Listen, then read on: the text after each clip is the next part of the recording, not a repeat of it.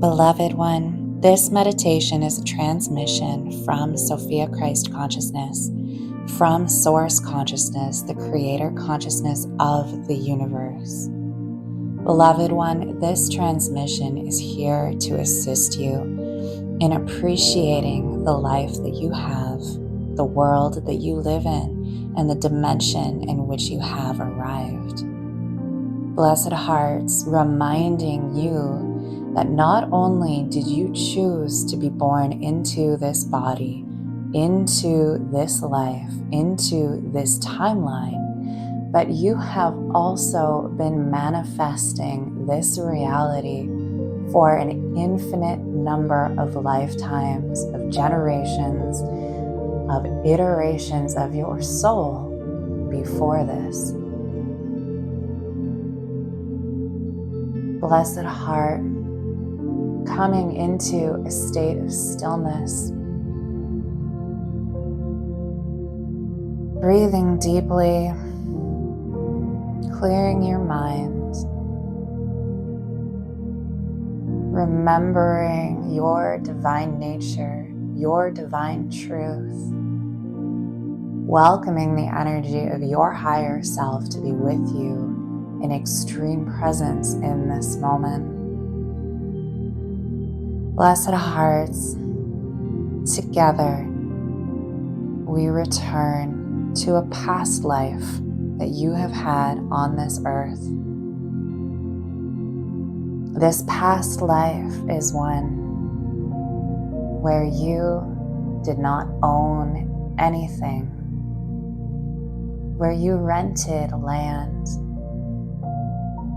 where you lived in a home that belonged to a feudal lord, that you tilled in fields that belonged to this same person,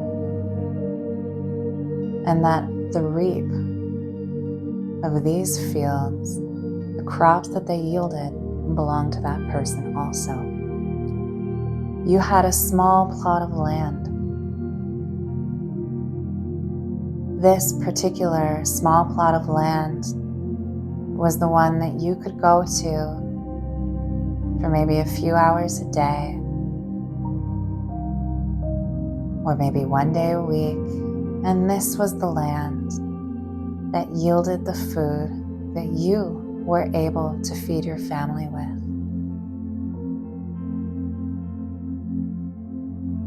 This particular plot of land didn't do as well as the larger plot of land that you worked endlessly in.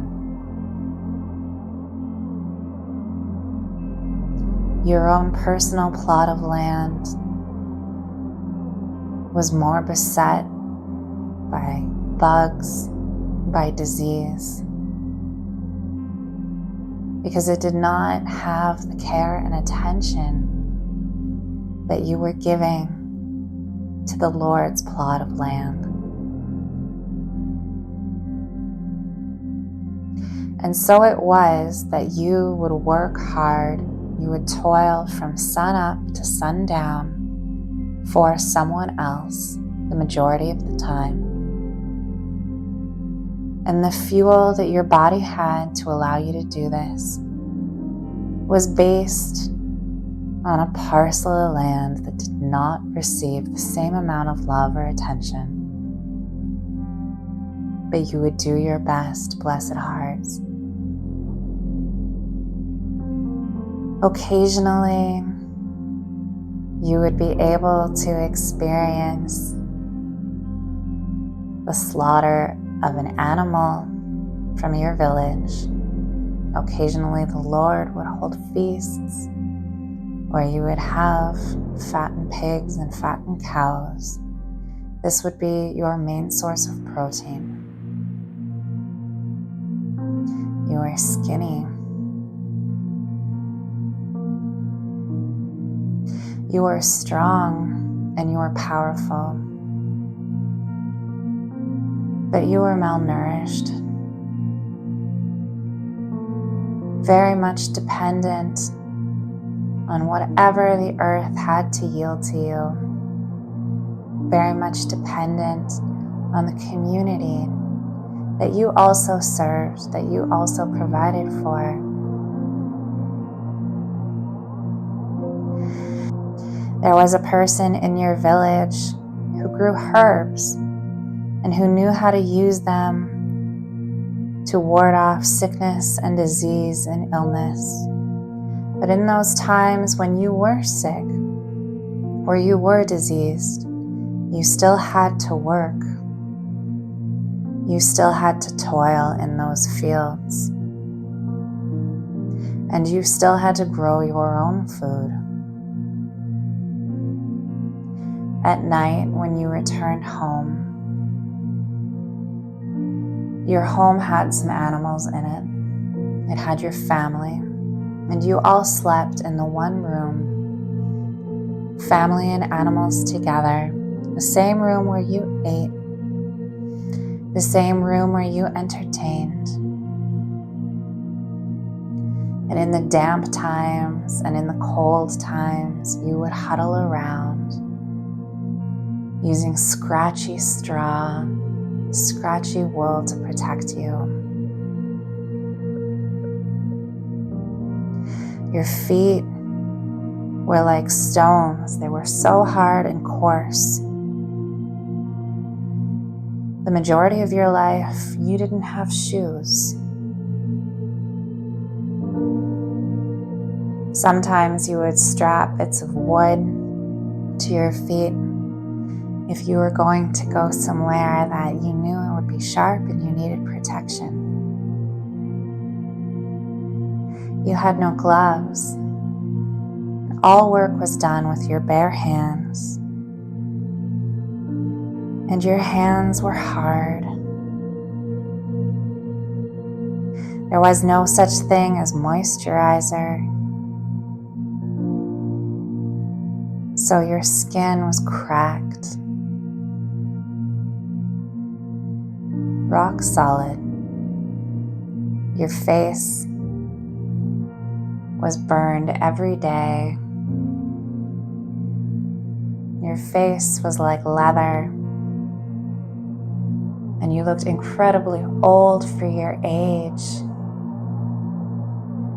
But you didn't know that, beloved one, because everybody looked old. Everybody was careworn. Everybody was so taxed by the work of survival. Their bodies held so much stress because you were so dependent on the weather, on the success of the harvest. And when disease came through your village, there was little that you could do to stop it. And you were stressed about losing your loved ones to famine, losing your loved ones to illness or disease.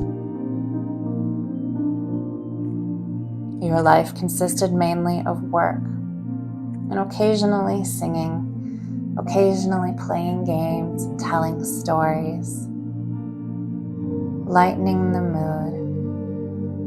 But you and everyone around you were immensely careworn and tired. And then at times, you would be called on to go fight to protect your village or to protect your realm.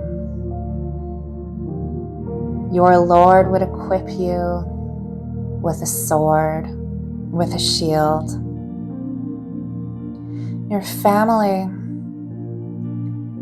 would do everything in their power to make sure that you had shoes, perhaps a horse, perhaps a helmet, all that they could provide to protect you.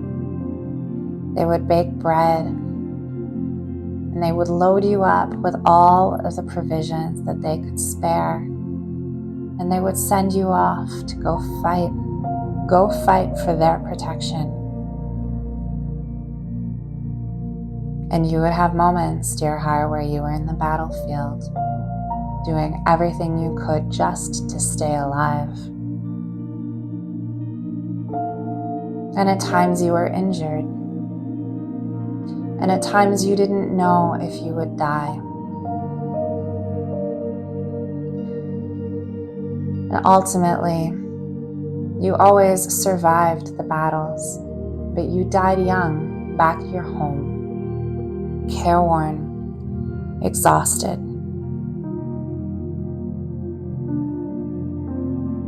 In those last moments before your death, dreaming of what life would be like without any of this.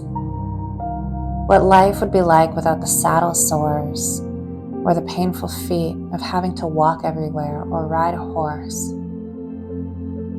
What life would be like not having to till the fields for survival. What life would be like to have entertainment at your beck and call, your free will. What life would be like being able to eat food, any food, wonderful, glorious food, food that wasn't rotten, food that wasn't undergrown or underdeveloped, being able to have protein whenever you needed it, being able to sleep in a soft bed, being consistently warm, having clean water readily available, having hot water, being able to bathe without having to go to the stream, being able to look after your body, having a place to go if you were sick where you knew you would be healed. Beloved one, allowing yourself to die in this memory of this past life, allowing that experience to now be closed, those lessons to be learned,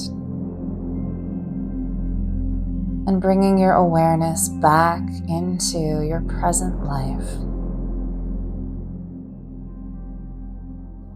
While still with eyes closed, while still in meditation, seeing how in this life you have hot water.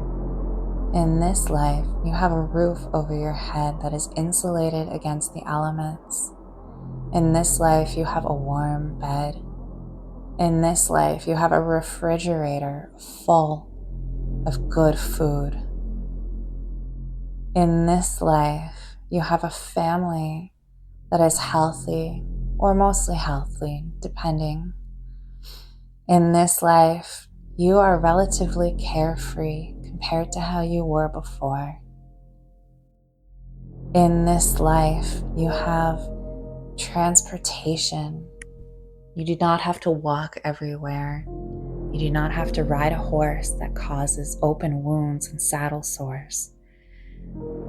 In this life, if you want a delicious meal, you can easily create it yourself with endless amounts of foods that are available to you at wonderful stores where the foods are kept fresh, where there is a wide variety of nutritional assortment,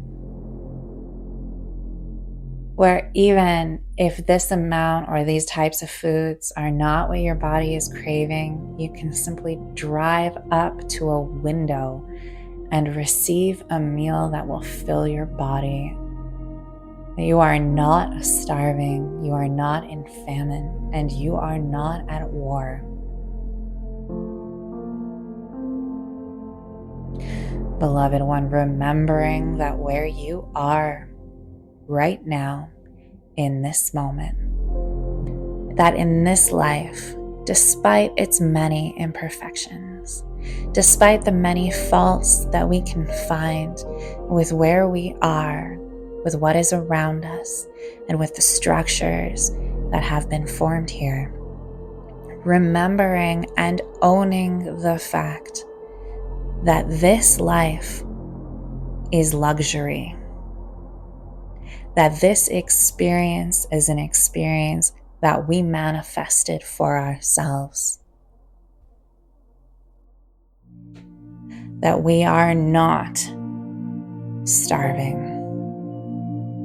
that we are not merely focused on survival, that in this life we are granted the opportunity to look after more than just keeping our bodies and our families alive. And in this life, we are given the opportunity to go deep within our own spiritual divine nature, rather than worrying about what our next meal will be. Beloved one, coming back into presence, opening your eyes, seeing the room that you are in, and remembering with immense joy and gratitude that you manifested this. And so it is, beloved one, and so mote it be, and I love you.